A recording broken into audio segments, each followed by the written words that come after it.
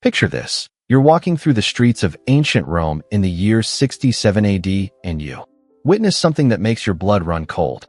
The emperor himself, Nero, is strolling through the forum with what appears to be his new wife, a stunning young woman draped in silk and jewels, but whispers follow in their wake because everyone knows the horrifying truth. That woman beside the most powerful man in the world was once a boy named Sporus, and what Nero did to him represents one of the most disturbing acts of psychological and physical abuse in recorded history. Before diving into these forgotten stories of survival and suffering, if you enjoy learning about the hidden truths of history, consider hitting that like button and subscribing for more content like this, and please comment below to let me know where you're listening from. I find it incredible that we're exploring these ancient stories together from different parts of the world, connected across time and space by our shared curiosity about the past. What you're about to hear isn't just another tale of Roman excess. It's the story of how absolute power can transform love into obsession, grief into madness, and a human being into a living doll created to serve one man's twisted fantasy. The name Sporus might not be familiar to you, but his story will haunt you long after you finish listening. Let's start with the man who would become the architect of this tragedy. Nero wasn't born evil. In fact, his early reign showed remarkable promise. When he ascended to the throne at just 16 years old, many Romans believed they were witnessing the dawn of a golden age. He reduced taxes, funded public entertainment, and even performed in theatrical productions that delighted the common people. But absolute power has a way of corrupting even the most promising souls, and by 65 AD something had fundamentally broken inside the emperor's mind. Maybe it was the constant paranoia that comes with knowing everyone around you wants your position. Maybe it was the isolation of being the only person in an empire of 60 million who could never be contradicted, never be challenged, never be told they were wrong. Or maybe it was what happened to the one person he claimed to love more than life itself. Her name was Poppaea Sabina, and she was everything Nero thought he wanted in a woman. Beautiful beyond description, intelligent enough to match his own grandiose vision of himself, and ambitious enough to share his dreams of eternal glory. But Poppaea wasn't just another pretty face in the imperial court. She possessed the kind of sharp political instincts that made her a formidable ally or a dangerous enemy. When Nero first laid eyes on Poppaea, he was already married to Octavia, the daughter of the previous emperor. It had been a cold, loveless political marriage. Poppaea represented everything that Octavia was not. Where Octavia was quiet and reserved, Poppaea was vivacious and commanding. Where Octavia sought to avoid attention, Poppaea reveled in being the center of everyone's gaze. The affair between Nero and Poppaea began as a typical Roman scandal. But what started as adultery quickly evolved into something much more dangerous, genuine obsession. Nero wasn't just attracted to Poppaea's beauty, he was consumed by her in a way that terrified even his closest advisors. Ancient historians describe Nero's behavior during this period as increasingly erratic and possessive. He would fly into murderous rages if other men so much as looked at Poppaea too long during public functions. He began stationing guards around her at all times, ostensibly for protection, but really to monitor her every interaction. He lavished her with gifts that bankrupted the imperial treasury, jewels from India, silks from China, perfumes from Arabia. But perhaps most tellingly, he began to reshape reality itself to accommodate his first. He divorced Octavia, a shocking move that alienated many supporters. Then he announced his intention to marry Poppaea in a full imperial ceremony. The wedding was a spectacle of unprecedented luxury, with Nero sparing no expense to demonstrate his devotion. Even marriage couldn't satisfy Nero's need to possess Poppaea completely. He began to isolate her from family and friends, surrounding her with people who owed their entirely to his favor. He commissioned dozens of portraits and sculptures of her, not just for public display but for his private chambers, so he could look upon her image, even when they were apart. Ancient sources tell us that Nero would sometimes spend hours simply watching Poppaea as she went about her daily activities. This wasn't romantic devotion, it was the behavior of someone who had confused love with ownership, who saw another human being not as an independent person, but as a beautiful object that existed solely for his pleasure. Poppaea, for her part, seemed to understand the dangerous game she was playing. She was intelligent enough to recognize that her beauty and Nero's obsession gave her unprecedented power, but also shrewd enough to realize this power came with enormous risks. She began using her influence to advance her family's interests, building a network of supporters who would protect her if Nero's affections ever wavered. But Poppaea had one fatal flaw. She wasn't afraid to stand up to Nero. Unlike everyone else in the imperial court who had learned to anticipate the emperor's moods, Poppaea retained her independence of spirit. She would argue with him about policy decisions, criticize his artistic pursuits, and even mock his performances when she thought they were subpar. The details of what happened on that fateful day in 65 AD vary depending on which ancient historian you believe, but the outcome was always the same. During what started as a typical domestic argument, some sources say about Nero coming home late from chariot races, others about his theatrical pursuits. The emperor lost control in a way that would haunt him forever. According to Tacitus, the argument escalated when Poppaea dared to criticize Nero's priorities, suggesting he cared more about his public image than his responsibilities as a husband and father. She was pregnant at the time, carrying what would have been their second child, and perhaps the stress made her less willing to tolerate Nero's increasingly erratic behavior. What happened next has been debated by historians for centuries, but the consensus is that Nero, in a fit of rage, either kicked or struck his pregnant wife with such brutal force that she suffered fatal internal injuries. Some sources suggest it was a single blow to her abdomen. Others describe a sustained attack that left her bleeding and unconscious on the marble floor. Imagine the moment when Nero realized what he had done. The man who commanded 30 legions, who could have anyone executed with a word, who was worshipped as a god in eastern provinces, had just destroyed the one thing he actually cared about. The woman he had obsessed over was dying because of his own uncontrolled violence. Ancient sources describe the scene that followed as one most pathetic in imperial history. Nero reportedly threw himself on Poppaea's body, alternately begging her forgiveness and commanding her to live, as if his imperial authority extended even over death itself. He summoned the best physicians in Rome, offering them fortunes to save her life, threatening them with torture if they failed. But it was too late. Poppaea died within hours, taking with her the unborn child who might have been Nero's heir. In that moment, something fundamental broke inside the emperor's mind. The grief that followed wasn't just emotional devastation. It was a complete break with reality. Nero's mourning became legendary. He refused to have Poppaea's body burned according to Roman custom, instead having it embalmed and placed in a tomb more elaborate than those of previous emperors. He declared her divine, established a cult in her honor, and spent days talking to her corpse as if she could still hear him. The imperial court now had to navigate an even more treacherous landscape. Courtiers were expected to participate in the fiction that Poppaea was somehow still alive, referring to her in present tense and leaving her favorite seat empty at banquets. Anyone who suggested the emperor should move on was immediately exiled, or worse. It was during this period that Sporus first entered Nero's line of sight, though the young man had no idea he was walking into a nightmare. Sporus was probably around 14 or 15, born into slavery in the imperial household and freed as a child.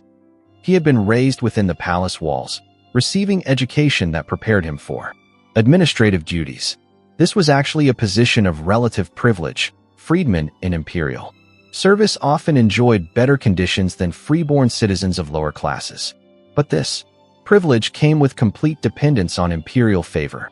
Freedmen owed everything to their former master's generosity, creating absolute vulnerability. They could be elevated to great influence, but also discarded, punished, or killed on a whim, with no legal recourse. What made Sporus special in Nero's eyes wasn't his intelligence or skills. It was his face. Multiple ancient sources agree that the young man bore an uncanny resemblance to dead Poppaea, particularly around the eyes and delicate bone structure. In a world where Romans believed physical resemblance indicated deeper spiritual connection. This similarity would have seemed almost supernatural. The first time Nero saw Sporus after Poppaea's death, something clicked in the emperor's broken mind. Here was a chance to undo the irreversible, to bring back what he had destroyed. The resemblance was so striking that for a moment Nero may have actually believed he was seeing Poppaea's spirit returned in a new form. Of course, there was one obvious problem. Sporus was male, but for a man who had convinced himself he was a god, who had spent months talking to a corpse, changing someone's gender seemed like a minor obstacle.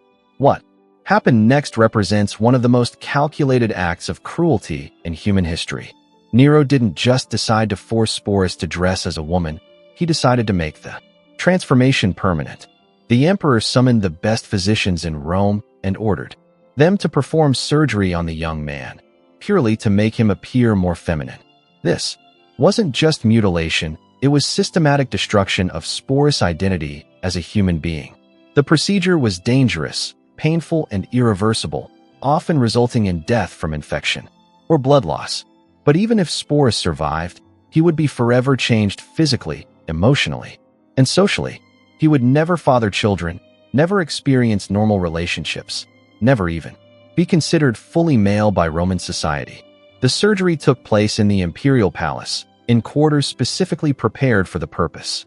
Ancient surgical procedures were primitive, relying on basic instruments and crude anesthetics. The process would have been excruciating, lasting hours, with significant risk of death. Sporus would have been held down by guards while physicians approached with their instruments, knowing his screams would fall on deaf ears. Once Sporus recovered, a process taking weeks or months, Nero announced something that shocked even jaded Roman aristocrats. He was going to marry the young man in a full imperial wedding ceremony. The preparations took months and consumed enormous resources. Sporus was given a new name, Sabina, after the dead empress, and moved to special quarters where he could be prepared for his new role. Imperial seamstresses created an entire wardrobe, designing gowns that would flatter his modified physique and hide remaining masculine characteristics. Master jewelers crafted ornaments specifically for him, many incorporating gems that had once belonged to Poppaea herself. These weren't just accessories, they were tangible links to the dead woman, physical reminders of the person Sporus was being forced to replace. Makeup artists taught him cosmetic techniques to feminize his features. They showed him how to use kohl to make his eyes appear larger, how to apply rouge for rosy cheeks, how to use powders to soften facial angles. These lessons weren't just about appearance, they were exercises in systematic erasure of his original identity. Hairdressers instructed him in elaborate styling techniques, fashionable among aristocratic Roman women. His hair was cut, curled, and arranged in complex patterns, often incorporating expensive ornaments. The process could take hours daily, requiring multiple servants and heated metal tools. But perhaps most psychologically damaging were lessons in feminine behavior and deportment. Sporus was assigned tutors who taught him how to walk, sit, and gesture inappropriately, ladylike ways. He learned how to hold his hands, position his feet, arrange his clothing when seated, and move through space, conveying grace rather than masculine strength. Voice coaches worked with him to modify his speech patterns, teaching him to speak in higher tones and adopt linguistic mannerisms associated with feminine discourse. This was perhaps the most challenging aspect, as vocal patterns are deeply ingrained and difficult to change consciously. Can you imagine the psychological torture of this transformation? Every day, Sporus was forced to look in mirrors reflecting back a stranger, wearing his face. Every lesson in feminine behavior reminded him that his identity was being systematically erased. Every piece of jewelry that had once adorned a dead woman was now a shackle binding him to a role he never chose. The wedding was scheduled for spring 67 AD, timed to coincide with religious festivals that would add ceremonial weight. Nero spared no expense, treating it as a legitimate imperial wedding worthy of the greatest emperor in Roman history. The ceremony took place in the largest palace hall, decorated with imported flowers and illuminated by thousands of oil lamps. Musicians played traditional wedding songs, while Servants offered finest wines and delicacies to outside observers who didn't know the full story. It might have looked like a normal imperial wedding, but those in the know understood they were witnessing something unprecedented and disturbing. Here was the most powerful man in the world, publicly marrying a surgically modified teenage boy dressed as his dead wife. The ceremony included all traditional Roman rituals, exchanging vows, joining hands, sharing sacred bread, signing legal documents making this union official. The guests played their parts with accomplished acting skills, offering congratulations and expensive gifts while maintaining appropriate joy. But the atmosphere must have been thick with barely concealed horror, fascination, and nervous energy that comes from participating in something fundamentally wrong. Following the wedding, Nero treated Sporus exactly as he would a legitimate empress. The young man received his own household staff, quarters within the palace complex, and income from the imperial treasury. He had his own litter for traveling, horses for riding, and retinue of supporters. But all this apparent luxury came with a terrible price: complete erasure of his original identity and constant performance of a psychologically devastating role. Sporus was expected to accompany Nero to public functions, sit beside him at state dinners, and play the devoted wife. In all interactions, this wasn't just about appearances. Nero genuinely seemed to believe he had successfully resurrected Poppaea. He would call Sporus by his dead wife's name, reminisce about shared memories that had never happened, and expect responses maintaining the elaborate fiction. For Sporus, every day became a high-stakes performance where the slightest mistake could mean death. He had to remember not just how to look and act like a woman, but how to respond as if he were Poppaea herself. When Nero mentioned events from his previous marriage, Sporus had to react as if he remembered them personally. Ancient sources describe Sporus as becoming increasingly skilled at this deception, developing an almost supernatural ability to anticipate Nero's moods and respond appropriately. But they also note he grew more withdrawn and melancholic as time passed, though he continued playing his assigned role perfectly in public. The psychological strain is almost impossible to imagine. Every morning Sporus woke in rooms decorated to remind him of a dead woman he'd never met. Every mirror reflection bore no resemblance to his original appearance. Every conversation required pretending to be someone else, having memories and experiences that weren't his own. For over 2 years Sporus lived this bizarre existence, but his ordeal reached new heights. When Nero decided to tour Greece, the emperor fancied himself an artist and was eager to compete in Greek festivals where he believed his talents would be properly appreciated. Naturally, Sporus accompanied him, displayed to foreign dignitaries as the Empress of Rome. Imagine Greek aristocrats trying to make sense of their conqueror, traveling with a teenage boy dressed as a woman, demanding everyone treat this obvious fiction as reality. But by 68 AD, Nero's excesses had finally pushed the Roman establishment too far. Rebellions broke out across the empire, led by governors tired of the emperor's erratic behavior and neglect of governance. The Praetorian Guard declared opposition to Nero's continued rule, and the Senate condemned him as an enemy of the state. When Nero finally fled Rome with a small group of supporters, Sporus was among them. Even facing death, the emperor couldn't leave behind his living reminder of Poppaea. They holed up in a villa outside Rome, waiting for either rescue or capture, while Nero alternated between grandiose escape plans and theatrical preparations for suicide.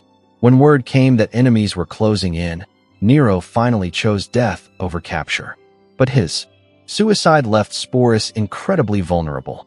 As one of the most visible symbols of Nero's reign, he was both a valuable prize and dangerous liability for whoever claimed power next. What followed was perhaps even more tragic. Sporus became a political pawn, passed from one powerful man to another like valuable property, first claimed by Nymphidius Sabinus, then by Otho, then by Vitellius, each treating him much as Nero had, keeping him dressed as a woman and calling him by Poppaea's name. The new emperor decided to use him for public entertainment in the Colosseum, specifically in a reenactment of mythological scenes involving violence and humiliation. For Sporus, this represented the ultimate degradation, being sexually humiliated in front of thousands for their amusement. Rather than submit to this final humiliation, Sporus made the only choice that was truly his own in years. He took his own life, probably by poison, sometime in 69 AD. He was probably no more than 20 years old. In death, Sporus finally escaped the grotesque theater that had consumed his life. His story became a cautionary tale about the dangers of absolute power and the human cost of imperial excess. But ancient historians seemed less interested in Sporus as a person than as a symbol of imperial decadence.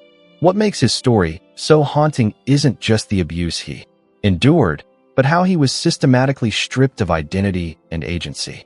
From the moment Nero decided he resembled Poppaea, Sporus ceased to exist as an individual and became instead a canvas for the emperor's twisted fantasies.